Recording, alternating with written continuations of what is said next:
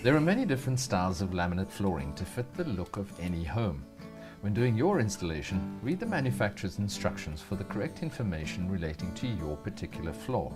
Laminate floors are known as floating floors because they're not nailed down or glued to the subfloor.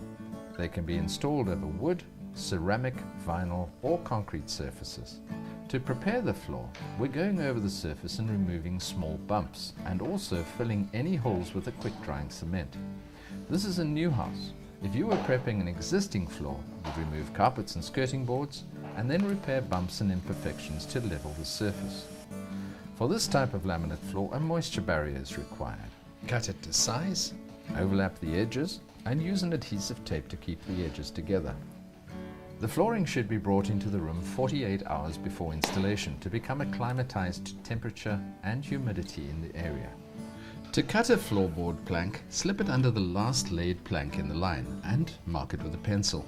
Cut the floor plank using a laminate floor guillotine. The blade on this guillotine is blunt and so it's very safe to use. It's easy to set up, doesn't need electricity as a circular saw would, and there is no dust, so you can do your cutting inside, which is very convenient. The planks fit together using a tongue and groove system. The tongue on the one side of the plank slips into the groove on the other side of another plank. A locking mechanism locks the two planks together. Start in one corner and lay the first plank. This could be a full plank or a shorter plank depending on how you've decided to do your layout. Slip the next plank into the groove on the side of the first plank. Use a slight angle and press downward until the joint locks into place. Keep the line a comfortable distance away from the wall. We'll slide it into place later. Continue to lay planks in this line until you reach the opposite wall and measure the size of the plank needed to fit the gap.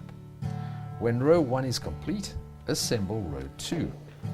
Now the first plank in row 2 will be a short plank as we used a full plank to start row 1 and we need to stagger the joints. Once you have your short plank as the starting plank on the left, use full-length planks and join them together. Cut the end board to size and fit it into place. Lay a few more rows without joining them together. We'll do that later. Our manufacturer suggests a 3/4 inch or a 12 centimeter expansion gap to allow for the expansion of the floor in the hot summer months. So place a few spaces into position to create the gap. Now we'll join the second line of planks to the first. Bring the two lines together and raise the second line at a slight angle. Slip the tongue into the groove and push the tongue firmly into the groove. Drop the line onto the floor and close the gaps. If you have a tapping block, you can use that, or a short piece of floor plank also works well. When preparing for the job, it's important to be aware of house design. Plan your layout so that the plank lines move away from the windows to prevent joint shadows from showing. With the two first rows locked together, join the third row to the second and continue to work in this way down the length of the room. A good tip in a long room is to run the planks down the length of the room. Often the pattern on the planks will not easily match up, and some boards are lighter or darker than others. Check the patterns on your plank. If they do not match easily, a good idea is to place one light plank and then place a dark plank next to it. If you stagger the light and dark planks in this way, you'll end up with uniformity which is pleasing to the eye. Lay rows of planks down the center of the room to be fitted into position later. Working in this rhythm will make the job faster. And then join all the rows together to complete the job. A pull bar is very useful when you need to make adjustments from the side.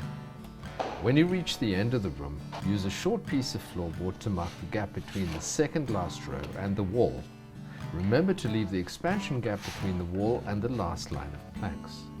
Number each plank so that you can put it back into the same position and cut along the line with a jigsaw or similar tool. Now fit the second last line of floorboards into position and then fit the last line of cut planks into the slot against the wall. When you get to the doors, cut an expansion slot into the door frame. A handsaw works well, or a special tool can be purchased. Mark the floor planks accordingly and cut the shapes with a jigsaw. These edges can be tricky and will take a little practice and patience. Be sure to leave a 1/2 inch or 1 centimeter gap for the transition strip in the middle.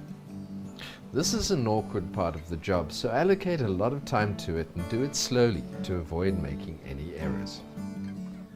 Next, we'll fit transition strips to each doorway. Transition strips are available in metal, plastic or wood and are cut to size and glued or screwed into position. The final step is to refit the skirting boards and the job is done. Laminate floors come in a variety of colors and designs. Choose one to suit your lifestyle and to match the furniture and design of your home.